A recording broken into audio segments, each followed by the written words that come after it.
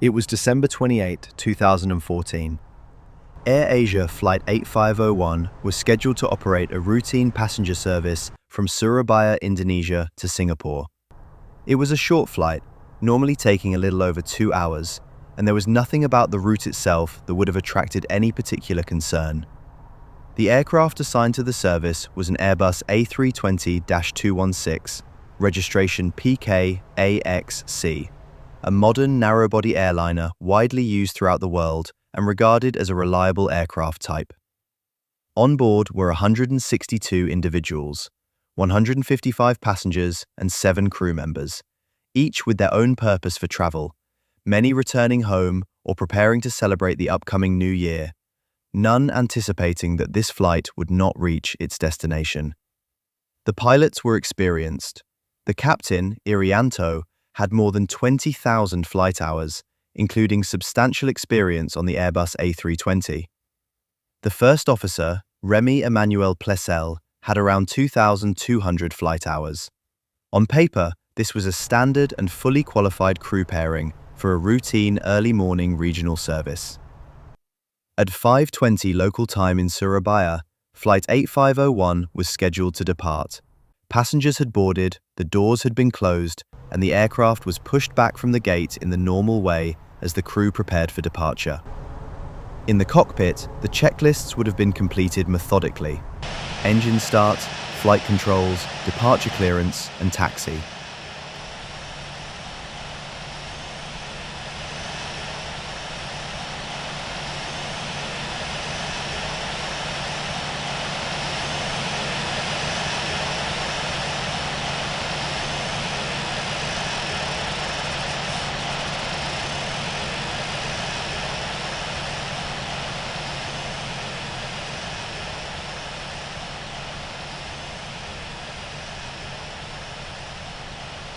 Nothing at that stage suggested that this flight would become one of the most closely studied accidents in modern Indonesian aviation. The aircraft ultimately took off at 5:35 local time.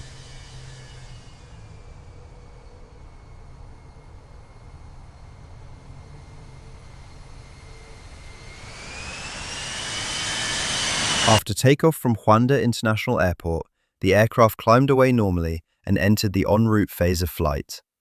Within roughly 14 minutes, it had reached flight level 320, or 32,000 feet, and joined its airway over the Java Sea. At this point, the flight was progressing as expected and remained in contact with Jakarta Air Traffic Control. From the outside, there was very little to suggest that anything significant was developing. But ahead of the aircraft, weather was becoming increasingly important. The Java Sea region is no stranger to convective weather, especially during the monsoon season, and crews operating there must frequently navigate around developing storm cells rather than through them. What begins as a manageable weather picture can deteriorate quickly when towering clouds, turbulence, icing, and vertical air movement start to build in the aircraft's path.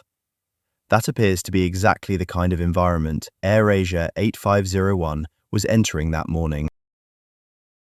At around 0612 local time, the crew requested a deviation to the left of track to avoid weather.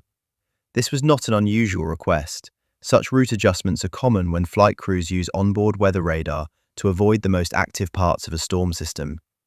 The request was approved. The crew then requested a climb. According to the available sequence, they asked to climb to a higher altitude in order to improve their situation relative to the weather ahead. Air traffic control approved a climb, though the publicly summarized sequence indicates the aircraft was cleared to flight level 340 shortly before radar contact was lost. This is an important detail because climbs in turbulent or convective weather are not automatically beneficial. At higher altitude, the air is thinner, available engine thrust is reduced, and the margin between normal cruise speed and aerodynamic stall becomes narrower. In other words, the aircraft can become less forgiving at precisely the moment the crew needs stability and precision. During this phase of flight, the aircraft experienced a fault related to the rudder travel limiter system. This system functions to limit rudder deflection at higher speeds, thereby protecting the aircraft structure and maintaining stability. Crucially, Maintenance records later revealed that this fault had occurred multiple times prior to the accident flight. While previous occurrences had been addressed through standard maintenance procedures, the underlying cause had not been fully eliminated. In response to the fault, the crew initiated troubleshooting procedures. At some point during this process, a circuit breaker associated with the system was reset. This action had unintended consequences. The resetting of the circuit breaker resulted in the disengagement of the autopilot and the removal of certain flight control protections.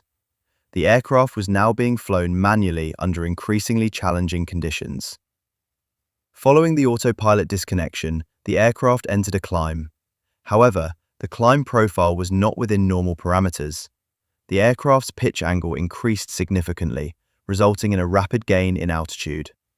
At the same time, airspeed began to decrease. This combination, increasing pitch and decreasing speed, is a precursor to aerodynamic stall. At high altitude, the margin between normal flight and stall is extremely limited. As airspeed continued to decay, the aircraft exceeded its critical angle of attack.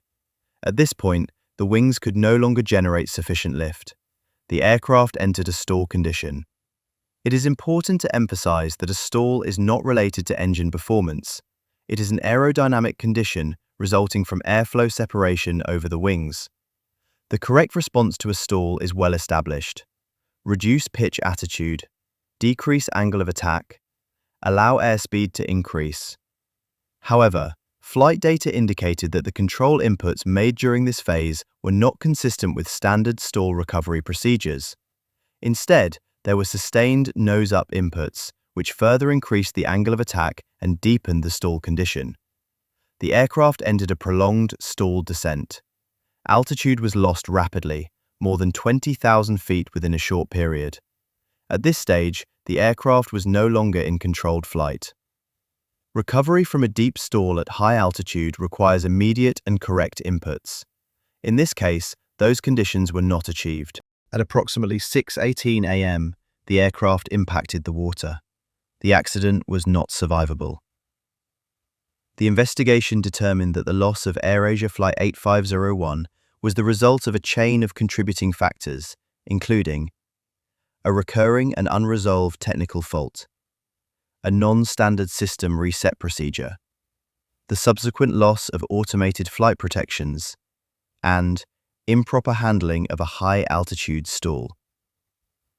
Each of these factors in isolation may have been manageable. However, in combination, they led to a situation from which recovery was not achieved.